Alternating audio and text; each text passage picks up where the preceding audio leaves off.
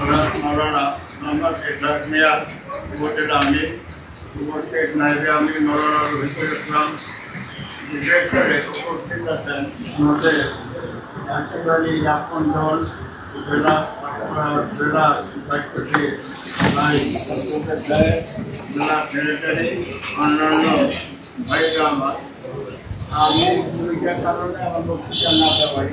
এক নম্বরে আমি আর্থিক দায়িত্ব আর দুই নম্বরে যারা আমার ভালো লাগে আগের আলোচনা আমরা মান্য যে আমার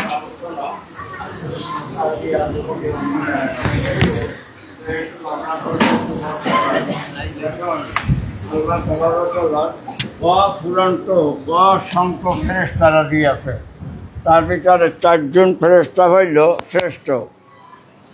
আর এই শ্রেষ্ঠত্বের মধ্যে হযরতে জিবরাইল আমিন হইলেন সবচেয়ে শ্রেষ্ঠ। তার কারণ হইল আল্লাহর কাছ থেকে কোরআন বহন করছেন এই জিবরাইল আমিন। এই কোরআনের কারণে সে সবাইকে শ্রেষ্ঠ। এই জিবরাইল আমিন আসিয়া যার কাছে দিলেন তিনি হইলেন আমাদের নবী মুহাম্মদ সাল্লাল্লাহু আলাইহি সাল্লাম। এই কোরআনের কারণে আল্লাহর নবী সমস্ত নবীদের সর্দার এবং শ্রেষ্ঠ। এই কোরআনের কারণ যেহেতু তার কাছে কোরআন অবতীর্ণ হয়েছে। 12টা মাসের ভিতরে একটা মাস রমজান, এই রমজান মাস হইল সমস্ত মাসের ভিতরে শ্রেষ্ঠ। তার মানে এই রমজান মাসে কি হয়েছে? কোরআন নাজিল হয়েছে। আর এই 365টা বছরে 365টা রাত্রের ভিতরে শবে কদরের রাত্রি হাজার হাজার রাত্রের শ্রেষ্ঠ। তার কারণ এই রাত্রে কি হয়েছে? আল্লাহ পাক কোরআন নাজিল করছেন।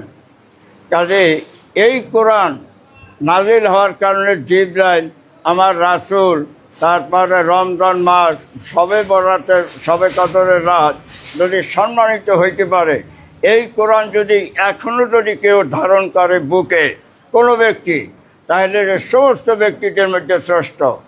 এই কোরআন যদি পরিবারের সবাই যদি গ্রহণ করে, মানিয়া নেয়, কোরআন ধারণ করে, ওই পরিবারটা হবে এলাকার ভিতরে সবচেয়ে আদর্শ পরিবার, চমৎকার পরিবার, জান্নাতি পরিবার। আর এই কোরআন যদি সমাজ গ্রহণ করে, এই সমাজটা হবে অত্যন্ত আকর্ষণীয় এক শান্তিময় একটা সমাজ। এই কোরআন যদি রাষ্ট্র গ্রহণ করে, তাহলে এই রাষ্ট্রটা হয় একটা মিনি জান্নাত, জান্নাতের মতো হবে এই কোরআন গ্রহণ করার কারণে। এমনই একটা বরকতময় ব্যাপার বিষয় যে আল্লাহ তাবারক ওয়া তাআলা আসমানি কিতাব সহিফা সহ যত নাযিল করেছেন তার ভিতরে শ্রেষ্ঠ হইলে এই আল কোরআন। সেই আল কোরআন আমাদের উপরে অবতীর্ণ হয়, আমরা এই দিক থেকে সারা পৃথিবীর ভিতরে গৌরবান্বিত একটা জাতি।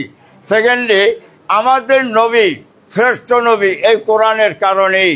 তাই সেই নবীর উম্মত হওয়াটা এটাও আমাদের জন্য গর্বের ব্যাপার। আমি যে কথাটা বলতে চাই তা হলো এই কোরআন যারা গ্রহণ করে তারা তো সম্মানিত হবেই। এই কোরআন কি? কোরআন এমন একটা কিতাব, অমুসলিমরা ওই কোরআনের ভূয়সী প্রশংসা করেছেন। যেমন আবরুল্লাহ বলছেন, the Quran has the same without alternation and exaggeration up to the present time.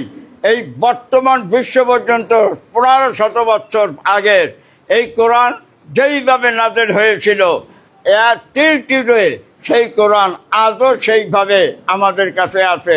পৃথিবীর কোনো ধর্মগ্রন্থ একেবারেই নিশ্চিতভাবে এই দাবি করতে পারে না যে আমাদের কাছে হুবহু ধর্মীয় পুস্তক আছে।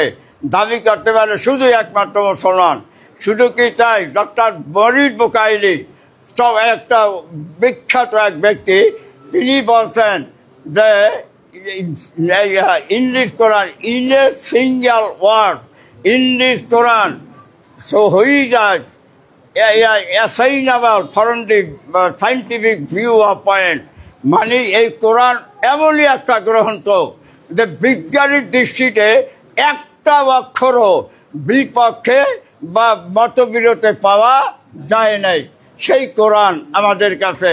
আমার বন্ধুরা, আমি যে কথাটা এতক্ষণ পর্যন্ত আপনারা শুনছেন, সংক্ষেপে যেটা বলতে চাই যে কোরআন যে মত পোষণ করেছে, কোরআন যে নিয়ম নীতি কথা বলেছেন, এইটা বাদ দিয়া অন্য কোনো পথ, অন্য কোনো মত, অন্য কোনো মতবাদ যদি গ্রহণ করে, সেটা সম্পূর্ণরূপে ইবলিসি মতবাদ।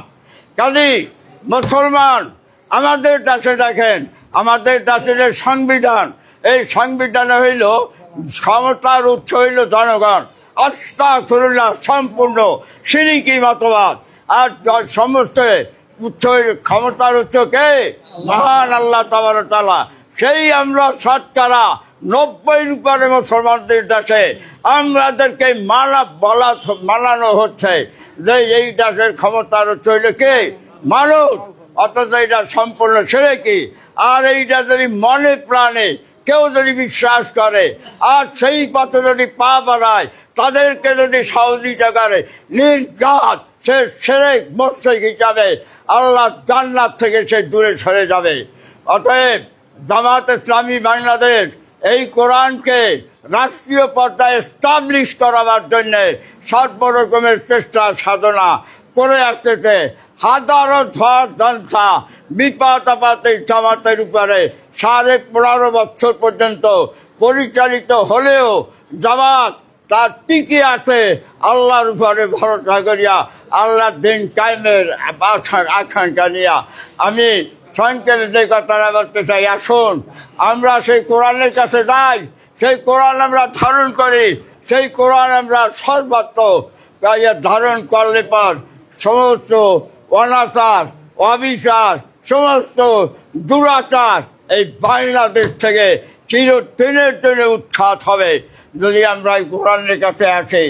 আল্লাহ তাবারক তাআলা আমাদেরকে সেই কোরআন ভিত্তিক জীবন গঠন করা, ব্যক্তিগত, সামাজিক, পারিবারিক, রাষ্ট্রীয় পর্যায়ে তাই এস্টাবলিশ হওয়ার তৌফিক দান করুক। ওয়া আখিরু দাওয়ানা আলহামদুলিল্লাহি রাব্বিল আলামিন।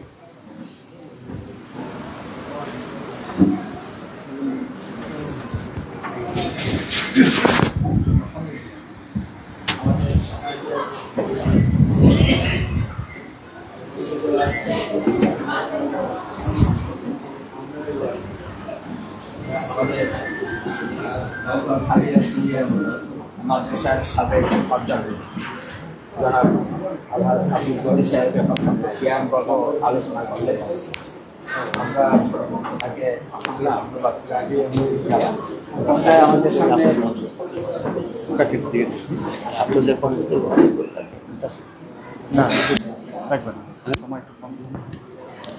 আমাদের সামনে সংক্ষিপ্ত বক্তব্য রাখছেন বাংলাদেশ জামাত ইসলামী পটুয়াখালী জেলা জামাতের সম্মানিত সহকারী সেক্রেটারি, কেন্দ্রীয় সংগঠনের সম্মানিত সুরার সদস্য জনাব অধ্যাপক এবিএম সাইফুল্লাহ।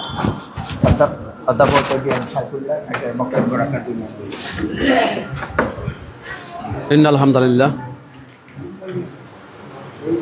আলহামদুলিল্লাহ রাব্বিল আলামিন, সালাতু ওয়াসসালামু আলা সাইয়্যিদিল মুরসালিন ওয়া আলা আলিহি ওয়া সাহবিহি আজমাইন। বাংলাদেশ জামাত ইসলামী বাউফল উপজেলা সংগঠন কর্তৃক আয়োজিত বাউফল উপজেলা জামাতের আহাল অফিসের যারা প্রতিবেশী তাদের নিয়ে আজকে আয়োজিত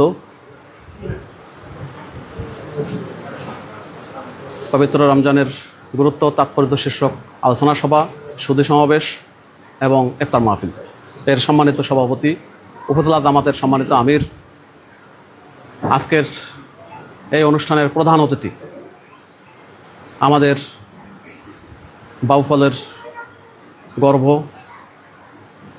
বাংলাদেশ জামাত ইসলামীর কেন্দ্রীয় কারণ পরিষদের অন্যতম সদস্য, ঢাকা মহানগর জামাতের সম্মানিত সেক্রেটারি, তারুণ্যের অহংকার ডক্টর শফিকুল ইসলাম মাসুদ, আমাদের মাঝে উপস্থিত আজকের অনুষ্ঠানের অন্যতম বিশেষ অতিথি বাংলাদেশ জামাত ইসলামী কেন্দ্রীয় মজলিস সদস্য পটুয়াখালী জেলা জামাতের সম্মানিত আমির, বিশিষ্ট আইনজীবী অ্যাডভোকেট নাজমুল্লাহ হাসান সহ জামাতের নেতৃবৃন্দ, ওলামা একরাম, এলাকার মুরব্বীগণ এবং এলাকাবাসী, সম্মানিত সায়েম ভাই সকল, আসসালামু আলাইকুম রহমতুল্লাহ বারাকাতুহু। আমার ভূমিকায় যত সময় লেগেছে আমার বক্তব্য দিতে তার কম সময় লাগবে।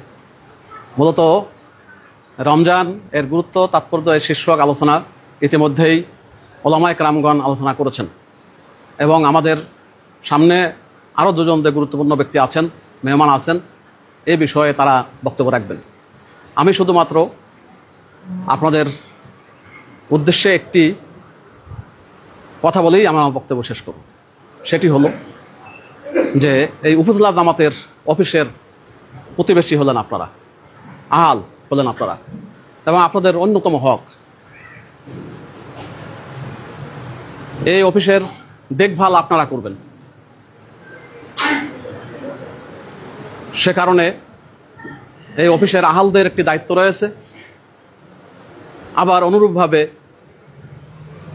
এই অফিসের আশেপাশে যারা আছেন তাদের প্রতিও এই অফিসেরও একটা দায়িত্ব এবং কর্তব্য রয়েছে। আর সেই দায়িত্ব এবং কর্তব্যের অংশ হিসেবেই আজকে আপনাদেরকে কষ্ট দেওয়া হয়েছে, আপনাদেরকে আহ্বান করা হয়েছে। আপনারা ডাকে সাড়া দিয়েছেন। আপনাদের এই যে ডাকে আপনারা সাড়া দিয়েছেন, আপনাদেরকে এর জন্যে বাংলাদেশ জামাত ইসলামী পটুয়াখালী জেলা সংগঠনের পক্ষ থেকে মোবারকবাদ এবং ধন্যবাদ জানাচ্ছি। সম্মানিত ভাই সকল,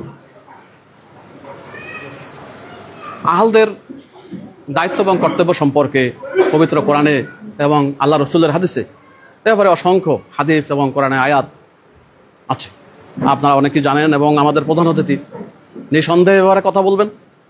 এবং আমি শুধুমাত্র এই কথাটুকু বলতে চাই যে আজকের প্রধান অতিথি তিনি রাজশাহী বিশ্ববিদ্যালয় থেকে পাশ করা, ওখানে তিনি বিভিন্ন পর্যায়ের ছাত্র শিবিরের দায়িত্ব পালন করেছেন। ওখান থেকেই তিনি কেন্দ্রীয় ইসলামী ছাত্র শিবিরের কেন্দ্রীয় সভাপতি হয়েছেন। ওই ইউনিভার্সিটিতে আমি গিয়েছি, ইউনিভার্সিটির পাশে বিনোদপুর নামে একটি এলাকা আছে। সেই বিনোদপুরের এলাকাবাসী তারা ওখানে ইউনিভার্সিটি যখন গন্ডগোল হয় অথবা যখন বন্ধ হয়ে যায়, তখন ওই বিনোদপুরের অধিবাসীরা তারা ইসলামী ছাত্র শিবিরের দায়িত্বশীলদেরকে বলে যে এই ছাত্ররা এখন কোথায় যাবে, আমরা ভাগ করে নিতে চাই। ওনারা ভাগ করে নিতেন, প্রত্যেকটা পরিবার তারা সদস্যদেরকে, ছাত্রদেরকে ভাগ করে নিতেন। যতদিন পর্যন্ত ইউনিভার্সিটি না খুলবে ততদিন পর্যন্ত তারা সেখানে রাখতেন, তারা খাওয়াতেন, লজিন নয় কিন্তু, তারা রাখতেন, খাওয়াতেন এবং তোমরা এখানে থেকে তোমরা সংগঠনের কাজ করো। এই বিনোদপুরবাসীদের এরকম একটি ইসলামী ছাত্র শিবিরের প্রতি, জামাত ইসলামের প্রতি এরকম একটি দরদ তাদের তৈরি হয়েছে এবং এটা সুদীর্ঘ কাল ধরে, শুধুমাত্র 2-1 বছরের জন্য নয়, বহু বছর আগ থেকে সেখানে এরকম একটি গণভিত রচিত হয়েছে, একটা বেজেরিয়া তৈরি হয়েছে। আমার চেয়েও প্রধান অতিথি অনেক ভালো জানেন এ ব্যাপারে, উনি বলতে পারবেন যেহেতু তার অভিজ্ঞতা অনেক বেশি। আমি আপনাদের প্রতি আহ্বান জানাবো যে এই অফিসের আপনারা প্রতিবেশী, এই অফিসকে আরও আগ থেকে আপনারা জানেন ফ্যাসিস্ট আওয়ামী লীগের সময় নির্যাতনের কারণে এই অফিস কিন্তু বন্ধ হয়েছিল, তারা বন্ধ করে ফেলেছে এবং কি দখলের জন্য তারা পায়তারা করেছিল, আপনারা জানেন। কিন্তু আল্লাহর অশেষ রহমতে আবার সেই অফিস আমাদের কাছে ফিরে এসেছে, পুনরুদ্ধার হয়েছে। আবার যতটুকু সম্ভব গরিবী হালে সাজিয়ে আবার শুরু হয়েছে। আপনারা এখানে আসবেন, আপনারা এখানে বসবেন, মিটিং ছাড়াও আসবেন, আপনারা এখানে বসবেন, পত্রপত্রিকা পড়বেন, এখানে লাইব্রেরি আছে, বই পুস্তক আপনারা পড়বেন। আপনারা জামাত ইসলামীর সদস্য না হলেও এই এলাকার সবাই তো জামাত ইসলামী করবে না, দল মত নির্বিশেষে সকলের জন্য এই অফিস উন্মুক্ত, বিশেষ করে এই এলাকার জন্য। আপনারা এখানে আসবেন, অফিসে বসবেন, পত্রপত্রিকা পড়বেন, এখানে বই পুস্তক পড়বেন এবং এদের সাথে আপনারা কুশল বিনিময় করবেন এবং এদের বিপদ আপদে সর্বপ্রথম আপনারা এগিয়ে আসবেন এবং এরা যখন বিপদে পড়বে তখন সর্বপ্রথমই আপনাদের কাছে তারা শেল্টার চাইবেন। কে কথা ঠিক কিনা? তখন আপনারা তাদেরকে শেল্টার দিবেন, তাদেরকে সহযোগিতা করবেন, তাদেরকে পরামর্শ দিবেন, সাহায্য করবেন, যার যা আছে তাই নিয়ে। আমি একটা অভিজ্ঞতার কথা বলি। আমি তখন বাকেরগঞ্জ সরকারি কলেজের ছাত্র শিবিরের সভাপতি। আমাকে আহত করা হলো। এই খবর যখন আমি যে এলাকা থাকতাম সেই এলাকায় যখন পৌঁছেছে, তখন ওই এলাকার নারী পুরুষ দোকানদার, এমনকি হিন্দু যে সেলুন, ওদের সেই সেলুনের চাকুটাকু এই সব সহ, দোকানের ঝাঁপের যে লাঠি, এইগুলো সহ তারা আমাকে যে এই কলেজে তারা চলে আসছে আমাকে উদ্ধার করার জন্য। তাহলে এটা কিসের জন্যে? এটা ভালোবাসার কারণে, কি তাই না? ভালোবাসার কারণে এটা হয়েছে। তো সে কারণে আপনারা এই অফিসের প্রতিবেশী হিসাবে আপনাদের দায়িত্ব আছে, আর এই অফিসেরও দায়িত্ব আছে। আজকে শুধুমাত্র একটি ইফতার পার্টির মাধ্যমে আপনাদের স্মরণ করলো শুধু তাই নয়, বিভিন্ন সময় আপনাদেরকে আহ্বান জানানো হবে, আপনাদেরকে স্মরণ করা হবে। আপনারা তাদের ডাকে সাড়া দিবেন, আমাদের ডাকে আপনারা সাড়া দিবেন, এবং আমাদের জন্য আপনারা দোয়া করবেন। আমি এই কথাটি শুধুমাত্র আপনাদের জন্য রেখে আপনাদের সকলের সুস্বাস্থ্য দীর্ঘায়ু কামনা করে আজকের প্রধান অতিথি, আপনারা জানেন যে তিনি জাতীয় নেতা, বাংলাদেশের বিভিন্ন প্রান্তে তাকে যেতে হয়। এর পরেও তিনি বাউফলকে তিনি বলেন না। তিনি বাউফলে প্রতি মাসে, গত মাসে বাউফলে সফর করেছেন কতটা? 18টা সফর করেছেন এই বাউফলে গত মাসে। আমাদের কাছে রিপোর্ট দিয়েছেন ওরা। তাহলে একজন জাতীয় নেতা তিনি তার নিজের উপজেলায় যদি 18টা সফর, যদি এক মাসে যদি 18টা করেন, এরকম তো প্রতি মাসেই তিনি করেন, তাহলে কি প্রমাণ বহন করে? তিনি আপনাদেরকে এখানে ভালোবাসেন, নিজের মাটিকে ভালোবাসেন, নিজের মায়ের টানে, মাটির টানে তিনি ছুটে চলে আসেন। সে কারণে আপনারা তার সাথে আপনারা যোগাযোগ, তার সাথে পরামর্শ, তার ফোন নাম্বার আপনাদের কাছে আছে। আপনারা তার সাথে কথা বলবেন, আপনাদের সমস্যার কথা বলবেন, সম্ভাবনার কথা বলবেন। বাংলাদেশ জামাত ইসলামী আগামী জাতীয় সংসদ নির্বাচনের জন্য তাকে নমিনি হিসাবে ঘোষণা করা হয়েছে, আপনারা জানেন। তার মতো লোককে এই আসন থেকে ইতিপূর্বেকার যত নির্বাচন হয়েছে স্বাধীনের পর থেকে শুরু করে, আমার আপন ফুবাও আপনাদের এখানে এমপি ছিলেন, খন্দকার আজিজ উকিল সাহেব, কে আপনারা চেনেন না? খন্দকার আজিজ উকিল সাহেব, বুড়ারা চেনেন, নতুনরা হয়তো চেনেন না। উনি আমার আপন ফুপা। খন্দকার শামসুল হক রেজা আমার ফুয়াতো ভাই, আজিজ খন্দকার নামে, আজিজ কন্যার কে, ঠিক আছে? তখন থেকে শুরু করে এ পর্যন্ত যত এমপি মন্ত্রী এই আপনাদের এখান থেকে হয়েছে সব হলো ডাকাত, সব ছিল কি ডাকাত। একজন ভালো মানুষ জামাত ইসলামী বেছে আপনাদেরকে দিয়েছে, তাকে আগামী জাতীয় সংসদ নির্বাচনে দলমত নির্বিশেষে বিপুল ভোটে এখান থেকে বিজয়ী করে ইনশাল্লাহ পার্লামেন্টে আমরা পাঠাবো কোরআনের পক্ষে কথা বলার জন্য। আমি তার জন্য দোয়া চেয়ে সমর্থন জ্ঞাপন করে আপনাদের পরিবারবর্গ সকলের কাছে তার সালাম পৌঁছানোর আহ্বান জানিয়ে আমি আমার কথা এখানে শেষ করছি। সকলকে ধন্যবাদ। আসসালামু আলাইকুম। আলহামদুলিল্লাহ। সম্মানিত মেহমান, আমাদের প্রতিবেশীর সাথে সেতু বন্ধনের যে দিক নির্দেশনা প্রদান করলেন, আল্লাহ যেন আমাদেরকে সেই রকম একটি সেতু বন্ধন আর করার জন্য, হওয়ার জন্য, আমাদের সকলে আমরা যেন বান্ধব হয়ে যেতে পারি, সেই রকম হওয়ার জন্য আল্লাহ তাআলা কবুল করেন। সকলে বলেন আমিন। এ পর্যায়ে আমাদের সঙ্গে বক্তব্য রাখবেন বাংলাদেশ জামাত ইসলামী পটুয়াখালী জেলা জামাতের সম্মানিত আমির, কেন্দ্রীয় সংগঠনের সম্মানিত সুরার সদস্য, বিশিষ্ট আইন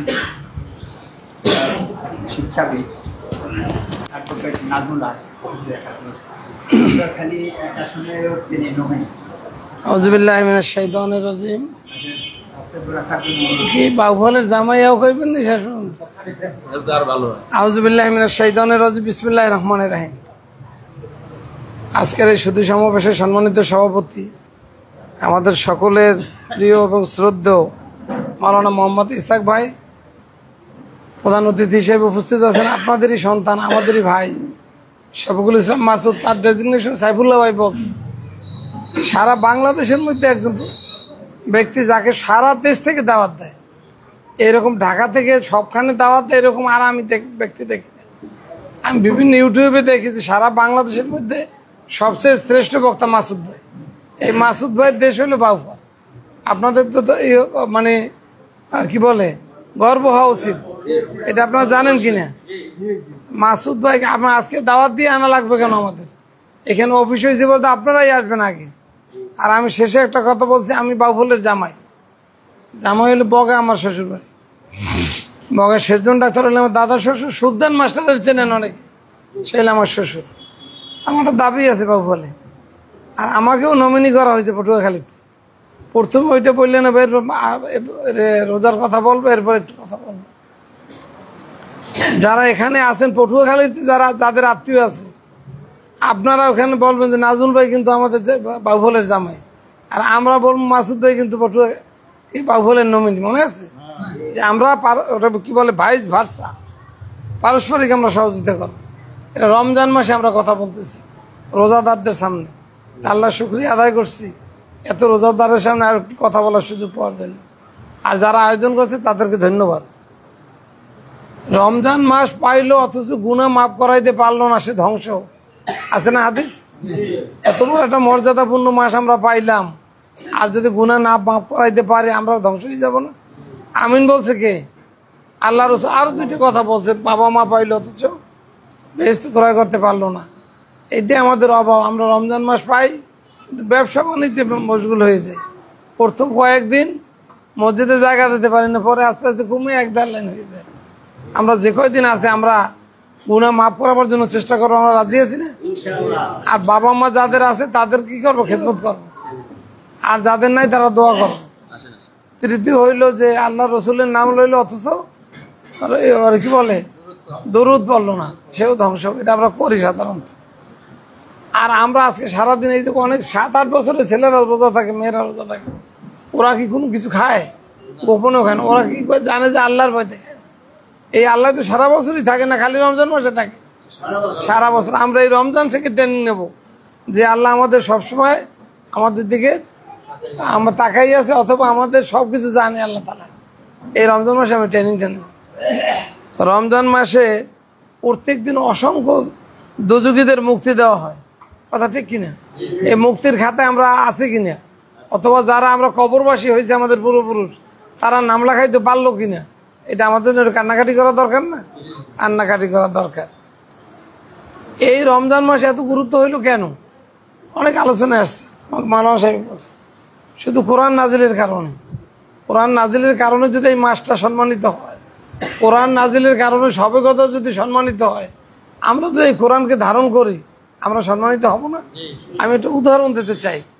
এখানে 3টা কাগজ পড়ে আছে, একটা অফসেট পেপারে ইংরেজি লেখা একটা কাগজ রাস্তায় পড়ে আছে, একটা সাদা কাগজে বাংলা লেখা পড়া আছে, আর একটা নিউজ প্রিন্টে কোরআনের আয়াত সম্বন্ধিত একটা কাগজ পড়ে আছে। আপনি কোনটা আগে ধরবেন? হ্যাঁ, কোরআনের কাগজটা কি নিউজ প্রিন্ট, ওইটা ধরে মশার দিয়ে সুমাও দেবো অনেক। আর ওই যে অফসেট পেপার পড়ে রয়েছে আর ওই যে সাদা, ওইটাকে আমরা উঠাবো? উঠাইলো পরে ফেলাই দেবো, কিন্তু কোরআনকে চুমা দিয়ে নিতে। কেন? ওই যে নিউজ প্রিন্টের দাম হইলো কেন? কোরআনের কারণে। এই যে কোরআনের রেহালে আগে দিয়ে, এখন তো রেহাল ঠিক আছে, কোরআন পড়াই 2 টাকা সব কাছে মোবাইলে ঢুকতে। ওই রেহাল যদি পুরান হইয়া যায়, কোনো মা বোনকে ওইটা চুলাই দেয় কোনো সময়? কেন দেয় না? ওইটার উপরে কোরআন শরীফ ছিল সম্মানের জন্য। ওই একটা রেহাল কোরআনকে ধারণ করে কি হয়েছে? সম্মানিত হয়েছে। কারণ আগের দিনে জুস দেন খায়, আগে মহিলারা পুরানো লুঙ্গি অথবা কাপড় দিয়ে পেঁচাইয়া লেজের মধ্যে দিয়ে বাঁধতে রাখতে, ঠিক না? এই যে রাখার পরে ওইটা যদি পুরান হয়ে যাওয়ার পর ওইটা দিয়ে কেউ ঘর মরছে কোরআন, এরকম অনেক উদাহরণ দেওয়া যায়। এই যদি একটা যে রেহাল যদি সম্মানিত হইতে পারে, একটা কাগজ সম্মানিত দিতে পারে, আমি যদি কোরআনকে ধারণ করি আমি সম্মানিত হব না? আমরা আজকে সিদ্ধান্ত নেব, যারা কোরআন শরীফ পড়তে পারি না, এখানে মধ্যে অনেকে থাকতে পারে আমাদের যেখানে জিজ্ঞাসা করলে পাওয়া যায় না, আজকে থেকে আমরা শুরু করবো। প্রয়োজনে আমি বলে দেবো এখানে কোরআনের বোধহয় ক্লাস শুরু হয়েছে, এখানে বিভিন্ন মসজিদে হয়েছে। কালকে মির্জাগঞ্জ গেলাম, 18টি মসজিদে, আমাদের জাহাঙ্গীর ভাই 18টা মসজিদে দুপুরে বিনা পয়সা কোরআন শরীফ শিক্ষা দিতে 18টা।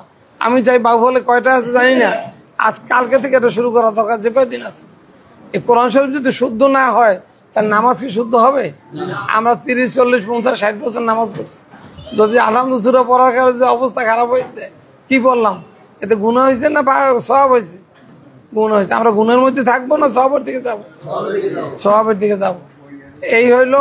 আর নামাজের ব্যাপারে বলা হয়েছে, নামাজের হিসাব প্রথম হবে, প্রথম কবরে কিসের হিসাব হবে?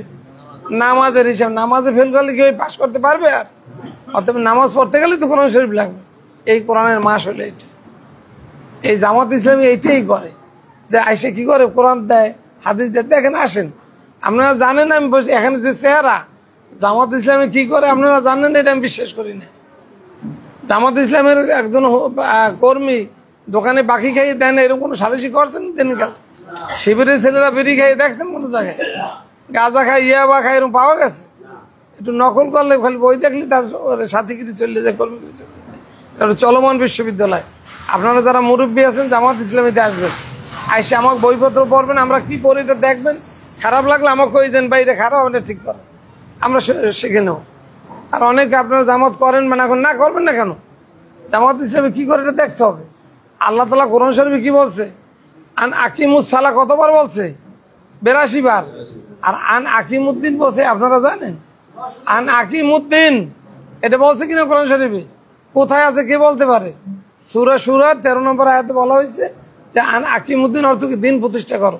এটাকে ফরজ না নফল না সুন্নত? এটা আমরা অনেকেই জানি, কিন্তু মানি না। জামাত ইসলামী করুক, বিপদ আবার সব হেকুজাকিতে যাক, যদি দিন হয় এখানে আমরা কথা ঠিক কিনা? সারতে পারবেন? পারবেন না। প্রতিবেশীর কথা এখানে আসছে, আমরা প্রতিবেশীদের ডাকছি। প্রতিবেশীদের হক আছে না?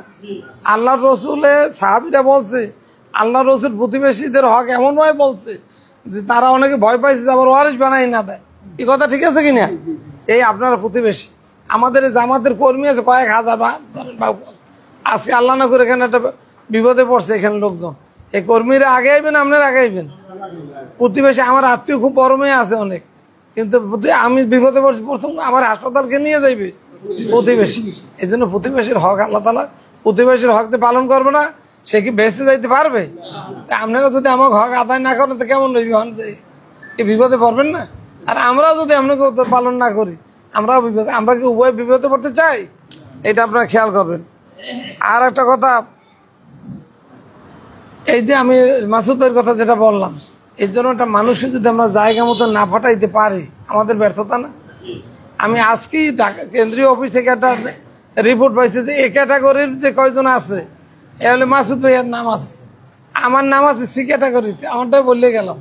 আমি একদিন মনে করছি যে আমি 1 নম্বর আসনের প্রার্থী গেলাম কেমন, আমি কথাটা বুঝতে পারছি আপনার কোথায় আছে। এই ক্যাটাগরির মধ্যে মাসুদ ভাই, এটা আমার বানানো কথা, মাসুদ ভাই তো জানে। আজকেই আমি যে রিপোর্ট পাইলাম, ওখানে বিভিন্ন ধরনের যায় তো রিপোর্ট যায়, আমাকে ফটো খালি সি ক্যাটাগরি, আমাকে তাই তো মাসুদ ভাইয়ের থুই আমারই নামা লাগবে। আমি অবশ্য দৌড়ে শুরু করছি, কালকে মির্জাগঞ্জে একাধিক প্রোগ্রাম করছি, একটা প্রায় 10,000 লোকের মাহফিলে ওখানে গিয়ে সালাম দিয়ে আসছে।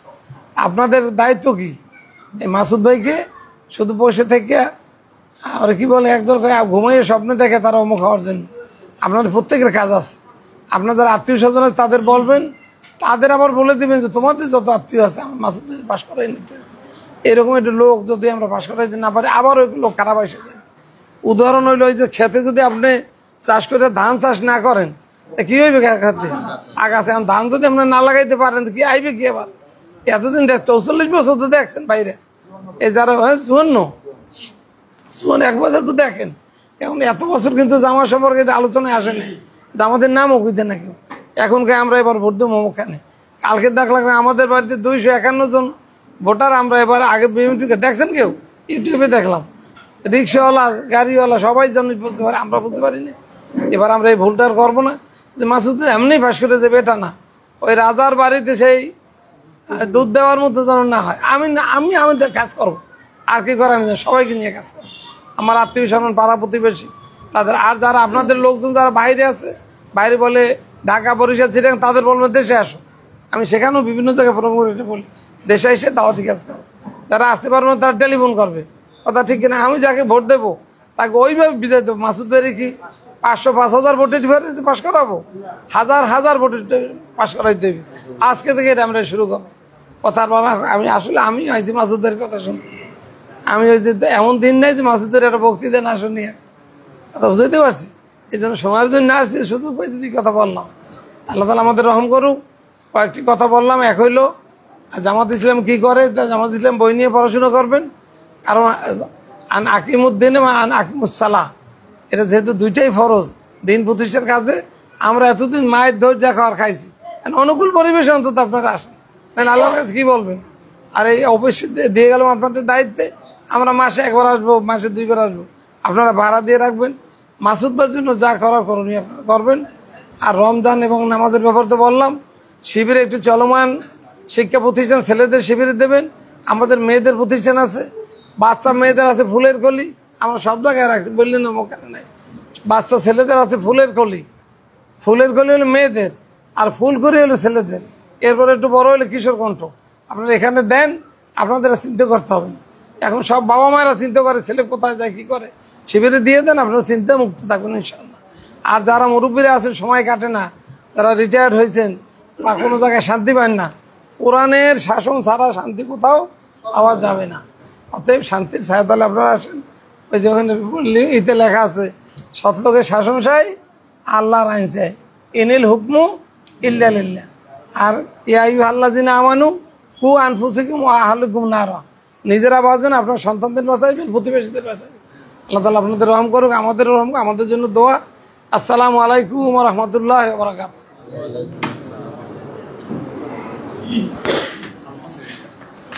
অত্যন্ত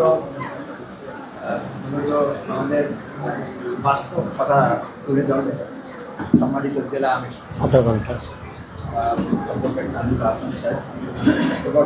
আমাদের আজকের প্রধান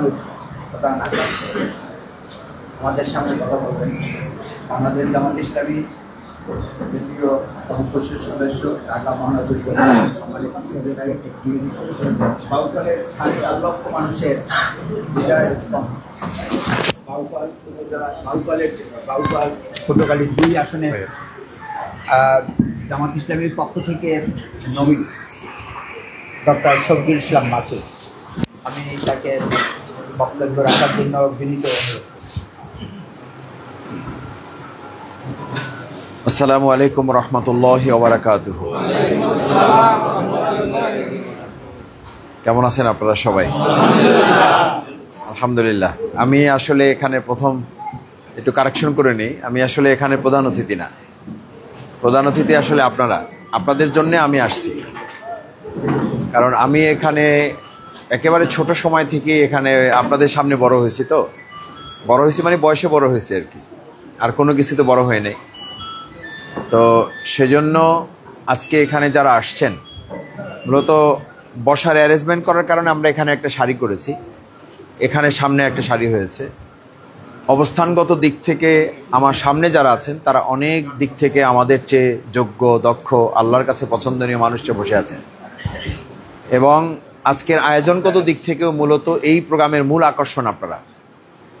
তো যদি প্রধান অতিথি বলতে হয় তাহলে বলতে হবে যে প্রধান অতিথিবৃন্দ যারা সামনে বসে আছেন। তো সেই প্রধান অতিথিবৃন্দ আমাদের সম্মানিত সভাপতি, আপনাদেরই খুব কাছের মানুষ। বলা যায় যে এখানে মুরব্বীদের মধ্যে যারা আছেন তারা খুব 2-1 জন বাদে সবাই খুব কাছাকাছি সময়ের হবেন আমাদের সভাপতি। বাউফল সালিহা সিনিয়র মাদ্রাসায় দীর্ঘদিনের সেখানকার সিনিয়র প্রভাষক হিসাবে সুনামের সাথে তিনি দায়িত্ব পালন করছেন। এবং বিগত 15 বছরে আপনারা জানেন যে জুলুমের শিকার হয়ে, মানে একেবারে শুধুমাত্র রাজনৈতিক কারণে না, আদর্শিক কারণে। রাজনৈতিক কী কারণ, উনি কি চুরি করেন, উনি কি ডাকাতি করেন, মানে এটা বলছি একেবারে প্রাসঙ্গিক কারণে। যে দেখেন ইসলামী আন্দোলনের কারণে, কোরআনের কারণে উনি না চুরি করছে, না ডাকাতি করছে, না মাদ্রাসার 2 টাকা মেরে খেয়েছে, এরকম কোনো রেকর্ড আছে? আপনাদের জানা আছে? অথচ ওনাকে কত সাল থেকে, 2014 থেকে ওনাকে সাসপেন্ড করে রাখা হয়েছে। আলহামদুলিল্লাহ, আল্লাহ তাআলার অশেষ 5 বছর সাসপেন্ড করে রাখছে। তো আল্লাহর অশেষ মেহেরবানি যে কোরআনের পক্ষে, আল্লাহর দ্বীনের পক্ষে কাজ করলে আল্লাহ তাআলা সাহায্য করেন, সেটার একটা বড় উদাহরণ হচ্ছে আমাদের মজলুম সভাপতি। তাকে মামলাও দেওয়া হয়েছে, গ্রেপ্তার করা হয়েছে, জেলখানায় গিয়েছেন, নানান হয়রানির শিকার তিনি হয়েছেন। এত সত্ত্বেও তিনি ইসলামের পথে অটুট ভূমিকা রেখেছেন। শারীরিকভাবে অসুস্থ থাকা সত্ত্বেও আবার সংগঠন তাকে এই ইমারতের দায়িত্ব দিয়েছে। আমাদের সেই সম্মানিত শ্রদ্ধাভাজন উপজেলা আমির, জননেতা, সংগঠক, সমাজসেবক, বিশিষ্ট আলেমী দ্বীন, আমার একান্ত শ্রদ্ধাভাজন আলহাজ মাওলানা মোহাম্মদ ইসহাক মিয়া, আজকের প্রোগ্রামের সম্মানিত অন্যতম বিশেষ অতিথি, যিনি মূলত আপনাদের সম্মানে আজকে আসছেন। আপনাদের সম্মানে আসছেন এই জন্য আমরা সকাল থেকে আজকে বেশ কিছু প্রোগ্রাম হয়েছে, আরও হবে।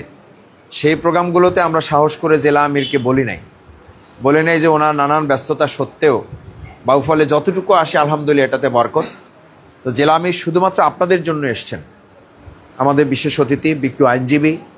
আলহামদুলিল্লাহ আমি ছাত্র জীবন থেকে দেখে আসছি বাউফলের যে কোনো মামলা, যে কোনো আইনগত বিষয়ে সহযোগিতার জন্য অত্যন্ত নিবেদিত প্রাণ, সজ্জন মানুষ। এখানে এটাও একটা বলার বিষয়, এটা বলি এই জন্য প্রাসঙ্গিক বিষয়। ওনার মতো এরকম এক সজ্জন একজন আইনজ্ঞ ব্যক্তিকে মানে আইনজীবী অঙ্গনে আমরা বলি না যে নির্বাচন সুষ্ঠু হবে, অংশগ্রহণমূলক হবে, ভালো পরিবেশ আমরা চলে আসছি। সেটা নমুনা হলো এই যে পটুয়াখালী আইনজীবী সমিতিতে উনি সভাপতি পদে নির্বাচন করবেন, ওনাকে প্রার্থী ফর্মে জমা দিবে না। এখন কি আওয়ামী লীগ আছে? তারা কারা দিল না, কেন দিল না, এই প্রশ্ন কি আমাদের করার সুযোগ আছে না নাই? তার মানে বলতে হবে, আমি এটা বলছি এই জন্য আলোচনার প্রাসঙ্গিকতায় বলছি, এটা এই জন্য বলতে হবে যে পটুয়াখালী এটা তো কোনো সাধারণ নির্বাচন না। আইনজীবী অঙ্গনে কারা? সচেতন মানুষ না অসচেতন? শিক্ষিত না অশিক্ষিত? সন্ত্রাসী না ভদ্র?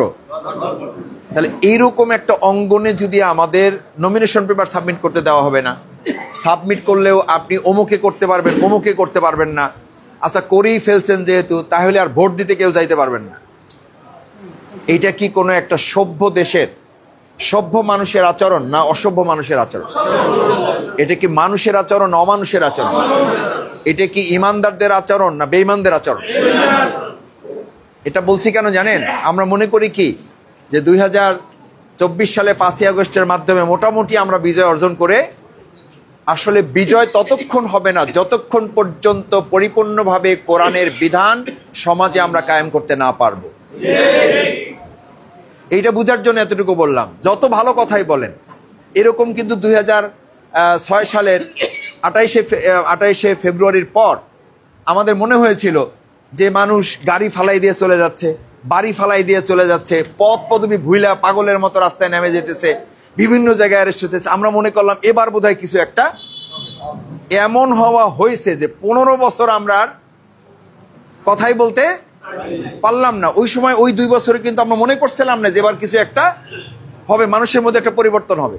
24 সালের 5ই আগস্টের পরও কিন্তু এরকম দৃশ্য আমাদের সামনে ছিল যে বোধহয় এবার কিছু একটা হবে। অথচ আইনাঙ্গনের মতো একটা সুস্থ জায়গায়, ভদ্র মানুষের জায়গায়, শিক্ষিত মানুষের, সচেতন মানুষের জায়গায়, যারা ইনসাফ প্রতিষ্ঠা করেন, যেখানে মজলুম মানুষের আশ্রয়ের শেষ ঠিকানা তো ওটা, যে আর কোনো জায়গা না থাকলে মানুষ কোথায় যায়? আইনের আশ্রয় নেয়। সেই আইনের আশ্রয়ের জায়গায় যদি বেআইনি কাজ হয়, তাহলে কি আমরা এইটা বিশ্বাস করতে হবে যে এরকম একটা পরিস্থিতিতে সামনে জাতীয় নির্বাচন হলে সেইটা সুষ্ঠু, নিরপেক্ষ, অংশগ্রহণমূলক হবে, এটা আশা করার কোনো সুযোগ আছে? তাহলে এখন করণীয়টা কি? কি করব আমরা ভাই? আমরা যাবোটা কোথায়? এটা হতাশার কথা বললাম, এখন আশার কথা কি? আশার কথা তো শুনতে হবে। সেজন্য আমি বলছি, আমাদের সভাপতি একটা প্রসঙ্গক্রমে বললাম যে এরকম আইনঙ্গের মতো জায়গায় আমাদের 9 জন বোধহয় প্রার্থী সাবমিট করেছিল, হুমকি দামকি দিয়া একরকম সহজ কথা, মানে বিগত 15 বছরে যে জালিয়াতি না হয়েছে সেটার রেকর্ড ভঙ্গ করে নতুন আর একটা রেকর্ড পটুয়াখালী আইনজীবী অঙ্গনে সৃষ্টি হয়ে একটা ন্যাক্কারজনক ইতিহাস এই অন্তর্বর্তীকালীন সময়ে হয়েছে, সরকারের সময়, যেটা এই অন্তর্বর্তীকালীন সরকারের চোখে আঙ্গুল দিয়ে দেখানো হয়েছে যে আপনারা চাইলেই সব হবে না, মাস্তানি করে, সন্ত্রাসী করে, এখনো কেউ কেউ শক্তি খাটিয়ে তার মতো করে সে রাজত্ব কায়েম করতে চাইলেও করতে পারবে, এরকম সুযোগ তাদের হাতে। কিন্তু আমরা একটা কথা আজকে বাউফলে বলি, আপনারা যেহেতু আমাদের প্রতিবেশীদের পাইলে তো শক্তি একটু বাড়ে না কমে? বলে না যে এবার কিন্তু প্রতিবেশী লইয়া নামবো, কিন্তু এবার এখন আপনারা আসছেন, আপনারা বলবেন যে আপনাদের সাথে আমরা নামবো না আমাদের সাথে আপনারা নামবেন। যেহেতু আপনাদের সামনে পাইছি, এজন্য একটা কঠিন কথা একটু বলি, সেটা হলো যে পটুয়াখালী আইনজীবী অঙ্গনে কি করছেন আর কি করেন নাই, এই ইতিহাস ভুলে গিয়ে বাউফলে আগামী দিনে মানুষের জনগণের প্রত্যাশা, জনগণের কথা, জনগণের সমর্থন, জনগণের ভোট, এটা একটা আমানত, আল্লাহর পক্ষ থেকে তাদের বান্দার জন্য নেয়ামত। এই নেয়ামত নিয়ে কেউ সিনেমিনি খেলবেন, বাউফলে এটা আমরা করতে দিব না। ভাই আপনার কোনো নেয়ামত, আমার একটা হাত কেউ কেটে নিতে চাইবে, আপনি বলবেন যে ভাই কোন অসুবিধা লন, আমি জয়জামেলের মধ্যে নাই। কোন আল্লাহর ওলি এখানে রাজি আছেন একটু হাত জাগান? এই যে একজন পাওয়া গেছে, একজন পাইছি, উনি ওনার হাত কাইটে নেবে, উনি বলবে যে আমি কোনো ঝামেলার মধ্যে, উনি না বুঝে, উনি রেকর্ড করতেছে, উনি বুঝতে পারে নাই, উনি মোবাইলে ব্যস্ত আছে। তো এইরকম ব্যস্ত থেকে বহু মানুষ আছে একদিকে দৌড় দিয়ে দেয়। আমরা পরিষ্কার বলি যে আমার আল্লাহর দেয়া নেয়ামত, এই হাত যদি একজন কেউ আইসা বলে যে ভাই আমার প্রয়োজন এটা, আপনার হাত ঠিক আছে কিন্তু আমার লাগবে এবং আমার শক্তি আছে, আমি আপনার হাতটা নেব, আপনি বলবেন যে ভাই লন, কোনো অসুবিধা, আপনি একটা চাইছেন তো আপনি দুইটা লয়ে লন, কারণ আমি ঝামেলার মধ্যে, এটা রাজি আছেন তো ইনশাল্লাহ সবাই? কেন নাই? এটা কার নেয়ামত? আল্লাহ কাকে দিয়েছেন? ভোটটা কি কাকে দিয়েছেন? আল্লাহ আপনাকে দিয়েছেন। এটার হেফাজতকারী আপনি, এটা সংরক্ষণকারী আপনি, এটার জবাব আল্লাহর কাছে আপনার না দিতে হবে না। না না, কি বলেন? যদি দিতে হয় তাহলে আমরা তো কেউ বলি না, আমি অনেককে বলতে শুনি, কয় মাসুদ ভাই ঝইঝামেলার মধ্যে চাইতে চাই না আর ভোটটা পচাইতেও চাই না, এজন্য যে হবে তারে দিয়ে দেব। তো যে হবে এটা আপনি জানলেন কি করে? আপনি কি গায়েব জানেন? এটা তো শিরেক। এক হলো এটা শিরিকি কথা, আপনি তো গায়েব জানেন না, আপনাকে কে জানাইলে অমুকে হবে, তাহলে কেন বলেন যে অমুকে হয়ে যাবে, এই জন্য তাহলে আমি ভোটটা দিয়ে দিলাম। এক। দুই হলো আপনি ভোটটা পচানো আর ভোটটা ভালো রাখা, এইটা কি যে হয়ে যাবে বিজয়ের উপরে পরাজয়ের উপর নির্ভর করে না সৎ অসতের উপর নির্ভর করে? ভাই এইগুলো কথাই রাজনীতির কথা, এইগুলো কথা বললে কয় যে এই যে হুজুররা রাজনীতি করে। আমি বলি যে হুজুররা রাজনীতি করবে না তো গাঁজাখোররা রাজনীতি করবে। রাজনীতি কি হুজুররা করবে না গাঁজাখোররা করবে? রাসূল করিম সাল্লাল্লাহু আলাইহি ওয়াসাল্লাম মসজিদে নববীতে খালি ইমামতি করছে না মদিনা রাষ্ট্রের প্রেসিডেন্টও ছিল? তো আমরা খালি মসজিদের ইমাম থাকবো, মদিনা রাষ্ট্র নিয়ে আমরা কোনো চিন্তা করবো না ইনশাআল্লাহ? করবো ইনশাআল্লাহ। এই কারণে আজকে প্রতিবেশী দিন না বসছি, আপনারা কি বলেন সেটার উপর। আমাকে এখনো নমিনি করা হয়েছে, আমি এখনো বলি নাই যে আমি নির্বাচন করব। আজকে আপনারা বলেন, যদি বলেন যে হ্যাঁ মাসুদ তুমি সামনে আগাও, তোমার সামনে আমরা থাকবো, তুমি আমাদের পিছে থাকবো। ওই অনেকে বলে যে মাসুদ তোমার সাথে আছে, আমি বললাম না, আমার সাথে থাকলে হবে না, আমার সামনে আপনাদের থাকতে হবে, আমি আপনাদের পিছে থাকবো। যদি সামনে থাকেন তাহলে আসি, নাহলে সাথে থাকলে কখন কোন দিকে দৌড়াবেন তা আমি টের পাবো না, তখন আমি বেচারা বিপদে পড়বো। গরিব মানুষ ভাই, আমি সিরাজ কার ছেলে, এটা সবাই চেনেন। আমার ভাই শহীদুল ইসলাম, আমার ভাই ফখরুদ্দিন খান রাজি পরিচয় দিয়ে এখন আমার পরিচিত হওয়া লাগে। আমি শফিকুল ইসলাম মাসুদকে কে চেনেন, আমি এখনো বলি আমি রাজীবের ভাই, আমি এখনো বলি আমি মাওলানা শহীদুল ইসলামের ভাই, আমি এখনো বলি আমি সিরাজ খার ছেলে। এইটুকু আমার পুঁজি। আমার পুঁজি এই যে আপনাদের সামনে আমি বড় হয়েছে, আমার পুঁজি এইটুকু যে এই মসজিদে আমি সব্বেদারি করে তাহাজ্জুদ পড়ে সেই ছাত্র জীবনে চোখের পানি ফেলেছি। আমি আপনাদের সেই ছোট মানুষটা, যেই মানুষটা এই বাংলা বাজারে আলহাজ মাওলানা আব্দুল গনি সাহেবের নির্বাচনে আমি সেই সময় বক্তৃতা করতে শিখে নাই, বক্তৃতা করার লাইনেও পড়ি নাই, সিরিয়ালি আসি নাই, তখন আমি ছিলাম মাইকালা বুঝেন, মানে টেবিল চেয়ার দিয়া মাইক টেক সেট করে লোকজন জড়ো করার দায়িত্ব, সাপের খেলা দেখার দায়িত্ব ছিল আমার। যখন সাপের খেলা সবাই দেখতে লোক জড়ো হইতো, তখন হুজুরে আমরা নিয়ে আসতাম যে হুজুর এবার কিছু লোক আসছে, যেমন আজকে আমি আসছি। এই আজকের ভূমিকায় ওই দিন গনি মাওলানা হুজুর ছিলেন। আজকে সবাই আমার খবর দিয়েছে যে হ্যাঁ এখন আপনি আসতে পারেন, টেবিল চেয়ার সব রেডি হয়েছে, এখন আপনি আইসা খান বক্তৃতা দেন। তো ওই সময় আলহাজ মাওলানা আব্দুল গনি সাহেব আমাদের এমপি ইলেকশন করতেন, আমি ছিলাম মাইকেলার দায়িত্বে, এই টেবিলের চেয়ারের দায়িত্বে। টেবিল চেয়ার সেট করে তৎকালীন সময় আমরা রেকর্ড বাজাই শুনাইতাম, নাটক শুনাইতাম লোকদেরকে, ইসলামী নাটক, যেটা শুনে মানুষ ভোটের আমানত বুঝতে পারতো যে আমরা কোন মানুষটাকে ভোট দেব। আলহামদুলিল্লাহ, সেই জন্য আজকে আমাদের সেই শ্রদ্ধাভাজন মানুষ জনাব আলহাজ মাওলানা গলি সাহেব, আমি যার সরাসরি ছাত্র, আমার শ্রদ্ধেয় শিক্ষক, ওনারা কথা বলার পর আর আমাদের কথা বলার দরকার হয় না। তারপরে একেবারে আপনারা আমাদের খুব আপনজন, পুরো পরিবারের সদস্যের মতো। সত্যি বলছি, এটা কোনো রাজনৈতিক কারণে না। এই কথাটা কিন্তু আমি এসাক ভাইকে অনুরোধ করেছি যে আমি যদি 20টা প্রোগ্রাম আমার বাউফলে থাকে এবারের সফরে, তাহলে আমি আমার অফিসের প্রতিবেশী যারা আছে তাদের সাথে আমি একটু বসতে চাই। আলহামদুলিল্লাহ, আমি প্রথমে কৃতজ্ঞতা প্রকাশ করি যে বাংলাদেশ জামাত ইসলামীর এই আহ্বানে আমাদের সাড়া দিয়ে আপনারা কষ্ট করে, পরিবারের এখন বিশ্রাম নেওয়ার কথা, কারো ব্যবসা বাণিজ্যে থাকার কথা, কারো মসজিদ মাদ্রাসা মক্তবে থাকার কথা, আপনারা সেখান থেকে আমাদেরকে সময় দিয়েছেন। আল্লাহ তাআলা আপনাদের সবাইকে উত্তম জাযা দান করুন।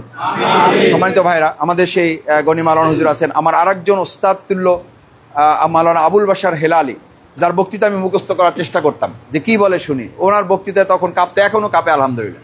আজকে আমি জানি না ওনাকে সুযোগ দেওয়া হয়েছে কিনা, আলহামদুলিল্লাহ। তাহলে তো ওনার বক্তৃতা শুনেছেন। উনি আবার এরকম বক্তৃতা করতে পারে না, উনি পারে হলেও ওনাকে পুরো প্রোগ্রাম ছাড়িয়ে দিতে হবে। আমি এই বক্তাদের বুঝি, এটা আমাদের এরকম হয়। আমাকে যদি আপনি ধরেন চিটাগাঙে নিছেন প্রোগ্রামের জন্য, তো ওখানে নিয়ে আমার 3 মিনিট বক্তৃতা দিতে, ওটা কাজ হবে না। ওখানে পুরো প্রোগ্রামটা আমার হাতে ছেড়ে দিতে হবে, তাইলে আমি আমার মতো করে কিছু কথা বলতে পারবো। তো ওনার কথা আমরা ওইভাবে আর একদিন শুনবো ইনশাল্লাহ। আজকে আমরা ওনার প্রতি ইনসাফ করতে পারি নাই, ক্ষমা চেয়ে নিচ্ছি। তারপরে আমাদের সহকারী সেক্রেটারি সাহেব তো 5 মিনিটে কথা বলে আলহামদুলিল্লাহ গরম করছে আপনাদের। উনিও অত্যন্ত সহকারী সেক্রেটারি আমাদের পটুয়াখালীর, এবং সেখানকার একজন শিক্ষাবিদ অধ্যাপক। আমাদের নায়েবে আমির, এটা নায়েবে আমিরের কথাটাও একটু বলি। দেখেন, বাংলাদেশ জামাত ইসলামী একটা পার্টি, মানে উনি কিন্তু কয়দিন আগে আমির ছিল না? এখন কি মানে উনি এসহাক ভাইয়ের জায়গায় ছিল, এখন উনি বাম পাশে ডাইন পাশে চলে গেছে। ওনার চোখে পানি দেখতেছেন তো? কাঁদতেছে না উনি? না না, আমি তো দেখতেছি উনি কাঁদতেছে। ও, আপনারা কাঁদতেছে দেখতেছেন না? আলহামদুলিল্লাহ, আলহামদুলিল্লাহ। এবং আমি খেয়াল করি ওনার দিকে, আমি মাঝে মধ্যে খেয়াল করি যে ওনার অ্যাটিটিউডটা কি। আল্লাহর শুকরিয়া যে এটা বাংলাদেশ জামাত ইসলামীর ট্রেনিংয়ের কারণে এটা সম্ভব, যে উনি বিগত 12টা বছর অত্যন্ত কঠিন পরিস্থিতিতে ইমারতের দায়িত্ব পালন করেছেন। আবার ভালো সময় আসার পরে সংগঠন মনে করেছে এখন আমাদের অমুকে, রোকনরা মনে করেছেন আমাদের অমুক ভাই এখন ইমারতের দায়িত্ব পালন করবেন। উনি আমাকে যেদিন এটা হয়েছে, এই দায়িত্ব পেয়েছে, আমি প্রথম ওনাকে ফোন করার আগে আমি ওনাকে ফোন করছি, সামনে রেখে বলতেছি। উনি প্রথমে হেসে দিয়ে বলছে যে মাসুদ ভাই, আমি আমার ভার থেকে বাইসে গেলাম, আলহামদুলিল্লাহ, আমার জন্য দোয়া করেন আপনি। আমি শুনে আশ্চর্য হয়েছি। এটাই অভ্যস্ত আমরা, কিন্তু আমি আশ্চর্য হয়েছি যে একজন স্বাভাবিক মানুষ, আমি হইলেও হয়তো একটু মনটা ভার থাকতো যে মেয়া 12টা বছর বিপদ আপদে আপনাদের সাথে থাকলাম, আর এখন সুখের দিনে, ভালো দিনে আমার সরাই দিলেন, আমার দায়িত্ব থেকে আপনারা একটু নিচে নামাই দিলেন। জিনিসটা কি করলেন এটা আপনারা একটু ভাইবে দেখেন। আমি হইলে হয়তো বলে ফেলতাম কিনা আমি জানি না, আল্লাহ মাফ করুন। এই প্র্যাকটিস আমাদের মধ্যে নাই। আমাদের সম্মানিত ভাই, আমি খুবই শ্রদ্ধা করি অন্তর থেকে, মুখলেস মানুষ, আলেমে দিন মাওলানা রফিকুল ইসলাম, আল্লাহ তাআলা তার জন্য। আমি আমাদের নেতাদের প্রশংসা করার জন্য কথাগুলো বলছি না, জামাতকে বোঝার জন্য। আলহামদুলিল্লাহ, যে জামাতকে আপনারা পছন্দ করেন, ভালোবাসেন, যে জামাতের জন্য দোয়া করেন, কেন করেন এই কারণগুলো এই কারণে বলছি। এই জন্য আমার মাওলানা আব্দুস সোবহান ভাই আছেন, আমাদের ধান্দি মাদ্রাসার, যে মাদ্রাসার আমি ছাত্র, সেই মাদ্রাসার সম্মানিত প্রিন্সিপাল কামিল মাদ্রাসা, আপনারা জানেন, সেই মাদ্রাসার জন্য আপনারা দোয়া করবেন। আলহামদুলিল্লাহ, আমাদের প্রিন্সিপাল সাহেব আছেন। এরপরে মোহাম্মদুল্লাহ ভাই, উনি অফিস করতে গিয়ে মাঝে মধ্যে আমার বলে যে আমার হাসপাতালে ভর্তি হওয়া লাগবে। তাই আমি বললাম আল্লাহ বর্ষা ভর্তি হওয়া লাগবে না। কি জন্য ভর্তি হওয়া লাগবে বলেন তো? উনি কিসের দায়িত্বে আছেন? উনি হলো টাকা পয়সার দায়িত্বে আছেন। টাকা পয়সা, বাইতুল মাল সম্পাদক।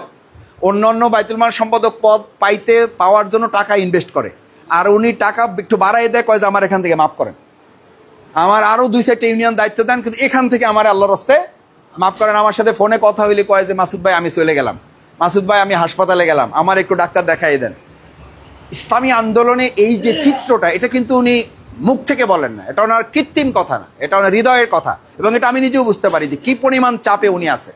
অর্থাৎ দুঃসময় এক ধরনের চাপে ছিলাম, আর এখন ভালো সময় আবার একটা আমরা মৃদু চাপে আছি আর কি, একটু মধুর চাপে আছি। মানে কাজও বাড়ছে, টাকার চাপও বাড়ছে, সেই হিসাবে উনি এক ধরনের প্রেশারে আছে। তো আলহামদুলিল্লাহ, আমাদের বাউফল পৌরসভার আমির আমার সভাপতি ছিল শিবিরের, সেলিম উদ্দিন ভাই, উনি সেলিমুর রহমান ভাই।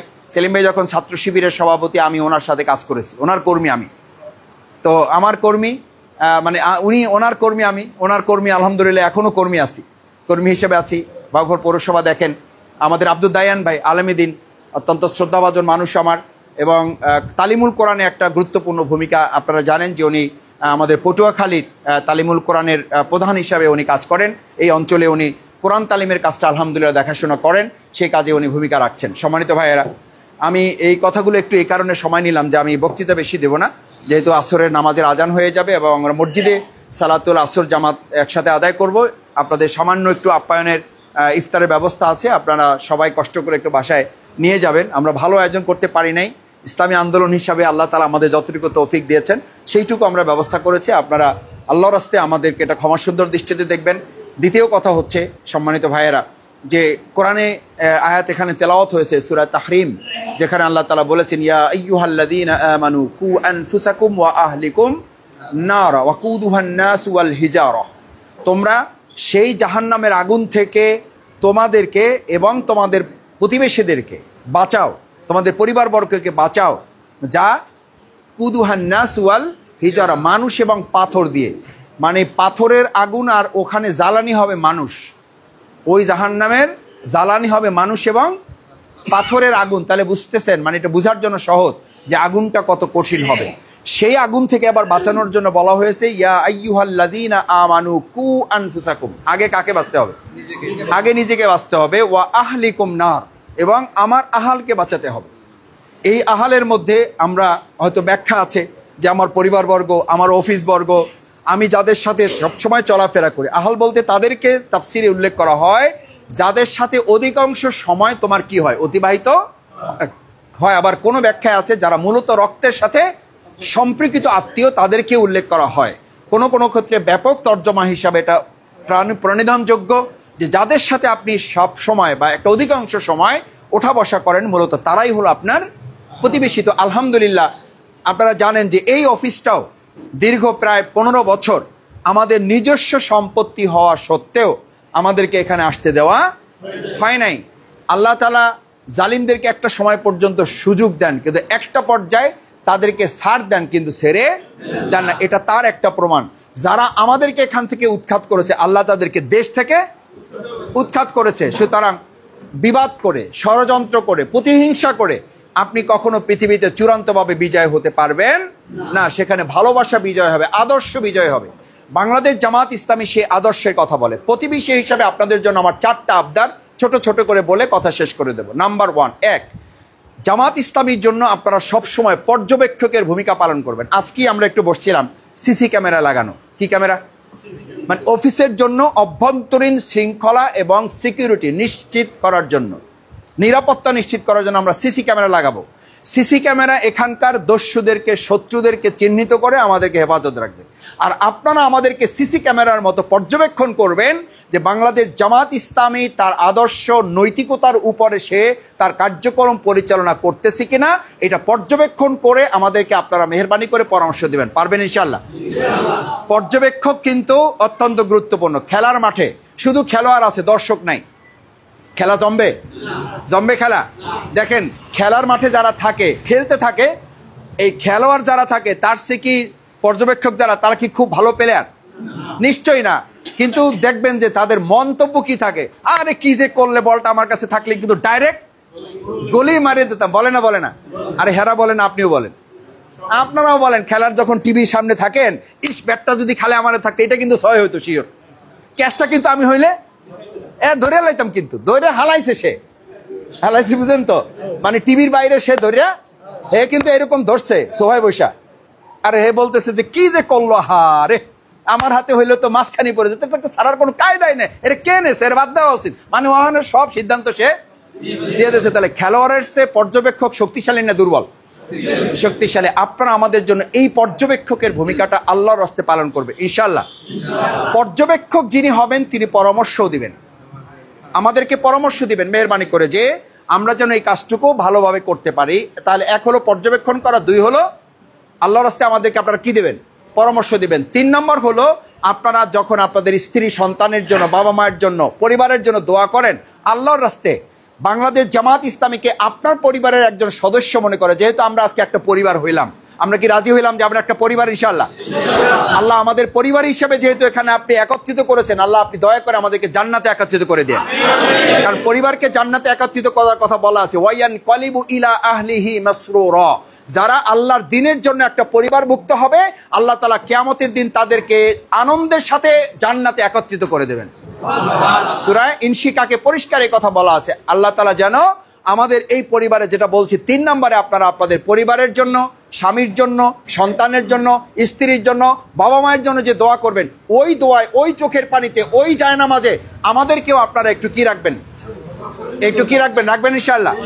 জামাতের জন্য, জামাতের নেতাদের জন্য, দায়িত্বশীলদের জন্য, আমাদের মতো ছোট মানুষদের জন্য একটু দোয়া করবেন যে আল্লাহ এই পোলাপানগুলোর একটু সক্ষমতা বাড়াই দাও, আল্লাহ এদেরকে একটু শক্তিশালী করে দাও, আল্লাহ এদেরকে একটু সামনের দিকে আগাই দাও। এই দোয়ার মধ্যে আমাদেরকে একটু সামিল রাখবেন। 4 নম্বরে সর্বশেষ যে কথাটা বলে আমার বক্তব্য ইতি টানতে চাই, সম্মানিত ভাইয়েরা, যে সুন্দর বাংলাদেশ আমরা পেয়েছি, এই সুন্দর বাংলাদেশকে আরো সুন্দর করতে হলে কোরআন কায়েম ছাড়া এটা সম্ভব হবে না। রমজান কোরআন নাজিলেরও মাস, কোরআন বিজয়েরও মাস। ভাই যেহেতু মসজিদে করবে, ভাইকে ছেড়ে দেন ভাই, দুই দিয়ে গেট দিকে দিয়ে দেন, ইয়া না দিয়ে ছাড়েন না একটু, আমরা এখনই শেষ করে দেবো। তাহলে রমজান কোরআন শুধু কি নাজিলের মাস না বিজয়ের মাস? দেখেন, কোরআন নাজিল এবং বিজয় এই রমজানে। যারা 17ই রমাদান যুদ্ধ করেছে তারা কি রোজা ছিল না? রোজা ছিল না। তাহলে রোজা থেকে আল্লাহর দিনের কাজ কম হবে না বেশি হবে? আল্লাহর দিনের কাজ হবে, নাকি আমরা শুধু রোজা রেখে শেষ করে দেবো? ইনশাআল্লাহ। এই কারণে বলা হয়েছে as-sawmu জুন্নাহ, রোজা হচ্ছে ঢাল স্বরূপ। রোজা কি স্বরূপ? ঢাল স্বরূপ। তো ঢাল দিয়ে মানুষ কি করে? ঘুমায় না, যুদ্ধ করে। তাহলে আজকে আমরা রোজাদারও হইলাম, আল্লাহর পথের যোদ্ধাও হইলাম। দেখি ইনশাআল্লাহ, ইনশাআল্লাহ আমরা রোজাদারও, আমরা যোদ্ধাও। আল্লাহ আমাদেরকে যোদ্ধা হিসাবে কবুল করেন। এই যোদ্ধারা পরিমাণ যদি সংখ্যায় কম হয়, তারা বিজয় হবে না 1000 যারা ছিল বদরের যুদ্ধে তারা বিজয় হয়েছে? 313 না 1000 বিজয়? আজকে বাউফলে যদি সংখ্যায় জামাত ইসলামীকে কম মনে করে, আমাদেরকে দুর্বল ভাবে, তাহলে আমরাই দুর্বলরা 313 ওয়ালারা 1000কে পরাজিত করে বিজয় অর্জন করতে পারবো ইনশাআল্লাহ। বদরের যুদ্ধে অস্ত্র আলারা বিজয় হয়েছে না অস্ত্র ছাড়া আলারা বিজয় হয়েছে? আজকে অস্ত্র নিয়ে যারা আমাদেরকে ভয় দেখায়, আমরা নিরস্ত্র আলারা আদর্শের অস্ত্র দিয়ে তাদেরকে মোকাবেলা করবো ইনশাআল্লাহ। ভাইয়েরা, এটা শুধু প্রতিবেশী হিসাবে আপনাদের প্রতি আমাদের কোনো অনুনয় বিনয় না, এটা কোনো আবদার না, এটা আবেদন না, এটা কার নির্দেশ? এটা আল্লাহর নির্দেশ। কারণ অস্ত্রওয়ালাদেরকে মোকাবেলা করার জন্য নিরস্ত্রওয়ালারা, তাদের সেদিন অস্ত্র ছিল সওম। আমরা রোজা রেখে এসেছি, আমরা জীবন দিতে জানি। জীবন দিতে যারা জানে, পৃথিবীর কোন শক্তি এক আল্লাহ ছাড়া তাদের পরাজিত করতে 2024 সাল তার আরেকটা প্রমাণ। শেখ হাসিনা বহু নির্দেশ দিয়েছে, হেলিকপ্টার থেকে গুলি করো, যেখানে পাও সেখান থেকে গুলি করো। গুলির পর গুলি করেছে, কিন্তু আমাদেরকে পরাজিত করতে পারছে? আমাদের নেতাদেরকে ফাঁসি দিচ্ছে, পরাজিত করতে পারছে? আমাদের নেতাদের রিমান্ডে নিয়ে পঙ্গু করছে, আমাদের পরাজিত করতে পারছে? ভবিষ্যতেও যদি এরকম পরিকল্পনা কেউ করে, তাহলে তাদেরও একই পরিণতি বরণ করতে হবে। আমাদেরকে আল্লাহ তাআলা বিজয়ের প্রান্তে নিয়ে যাবেন ইনশাআল্লাহ। কারণ রোজাদাররা যখন সিদ্ধান্ত নিয়ে আল্লাহর জমিনে আল্লাহর দ্বীন কায়েমের জন্য নেমে যায়, তখন সে শুধু রোজাদার থাকে না, সে ঢালওয়ালা একজন যোদ্ধা হয়ে যায়। কারণ এই ঢাল আমাকে কে দিয়েছেন? প্রিয় নবী মুহাম্মদুর রাসূলুল্লাহ। ক্বালা রাসূলুল্লাহ সাল্লাল্লাহু আলাইহি ওয়াসাল্লাম, আস-সাওমু জুন্নাহ, তোমার এই রোজা হলো তোমার জন্য একটা ঢাল স্বরূপ। সম্মানিত ভাইরা, শেষ কথা হলো, এই রমাদানের মধ্যে রমাদান আছে, এই রমাদানের মধ্যে কদর আছে, এই রমাদানের মধ্যে বদরও আছে, এই রমাদানের মধ্যে ইতিকাফও আছে। সেই 10 দিন সামনে আসতেছে যখন রাসূল সাল্লাল্লাহু আলাইহি ওয়াসাল্লাম কোমরে গামছা বাঁধতেন ইবাদতে মশগুল হওয়ার জন্য, আর আমরা শেষ 10 দিন কোমরে গামছা বাঁধি ঈদের বাজার করার জন্য। কপাল কি এমনি পড়ছে? আমাগো কপাল কি এমনি পড়ছে? এমনি পড়ছে বলেন? রাসূল সাল্লাল্লাহু আলাইহি ওয়াসাল্লাম কোমরে শেষ 10 দিন গামছা বাঁধতেন সওয়াব অর্জনের জন্য, আর আমাগো মুসলমানরা গামছা বাঁধে ঈদের কুমড়ে বেড়াইতে যাইবে, কি কিনবে, কারে কি দেবে, অস্থির হয়ে যায়। আরে ভাই, রাসূল সাল্লাল্লাহু আলাইহি ওয়াসাল্লাম এটাকে মানে নেকির উৎসব বলেছেন, এটাকে ফেস্টিভ্যাল বলেছেন, মাস বলেছেন। আমরা কি পারবো ইনশাআল্লাহ? সেই প্রত্যাশা ব্যক্ত করে আসুন, প্রতিবেশী হিসেবে আমরা শীর্ষডালা প্রাচীরের মতো থেকে আমাদের আন্দোলনের এই অফিস, এটাকে জামাত অফিস না মনে করে আপনারা মনে করবেন এটা কোরআন প্রতিষ্ঠার অফিস। এখানে সবার অধিকার আছে এবং সবাই মিলে আমরা ভূমিকা রাখবো ইনশাআল্লাহ। আসসালামু আলাইকুম ওয়া রাহমাতুল্লাহ। আপনাদের সামনে দোয়া করে দেন বা হুজুরকে দেন। না না না, আমি একটু দোয়া করি। নিয়ে যাবেন সকলে। اللهم آمين. ربنا آتنا في الدنيا حسنة وفي الآخرة حسنة وقنا عذاب النار وقنا عذاب القبر وقنا عذاب الميزان وقنا عذاب الصراط وقنا عذاب الدنيا وقنا عذاب الحشر। আল্লাহ মেহেরবানি করে আপনি আমাদের জীবনের গুনাহ খাতা মাফ করে দেন। আল্লাহ আপনি প্রত্যেকটা রোজা কবুল করে নেন। আল্লাহ সেহরিটা কবুল করে নেন। আল্লাহ ইফতারকে কবুল করে নেন। আল্লাহ বাকি যে সাহারি, ইফতার এবং কিয়ামুল লাইল আছে এটা যথাযথভাবে হক আদায় করে ঈমান এবং ইহতিসাবের সাথে পালন করার তৌফিক দেন। রব্বুল আলামিন আমাদের প্রতিবেশীকে কবুল করে নেন। আল্লাহ এই অফিস এবং প্রতিবেশীকে আপনি একাকার করে দেন। আল্লাহ এই অফিসের দায়িত্ব অনুধাবন করে আমাদের সম্মানিত সুধী মণ্ডলীকে ভূমিকা পালন করার তৌফিক দেন। আল্লাহ কোরআনের কর্মী হিসাবে আমাদেরকে কবুল করে নেন। আল্লাহ আমরা সায়েম হয়েছি, এবার কোরআনের মাধ্যমে আমরা যোদ্ধা হতে চাই, যোদ্ধা হিসেবে আপনি আমাদের কবুল করেন। রব্বানা তাকাব্বাল মিন্না ইন্নাকা আনতাস সামিউল আলিম ওয়া তুব আলাইনা ইন্নাকা আনতাত তাওয়াবুর রহিম। সুবহান রাব্বিকা রাব্বিল ইজ্জাতি আম্মা ইয়াসিফুন ওয়া সালামুন আলাল মুরসালিন ওয়ালহামদুলিল্লাহি রাব্বিল আলামিন। আল্লাহুম্মা জাআল আখিরা কালিমাতিনা ইনদাল মাউত লা ইলাহা ইল্লাল্লাহু মুহাম্মাদুর রাসূল।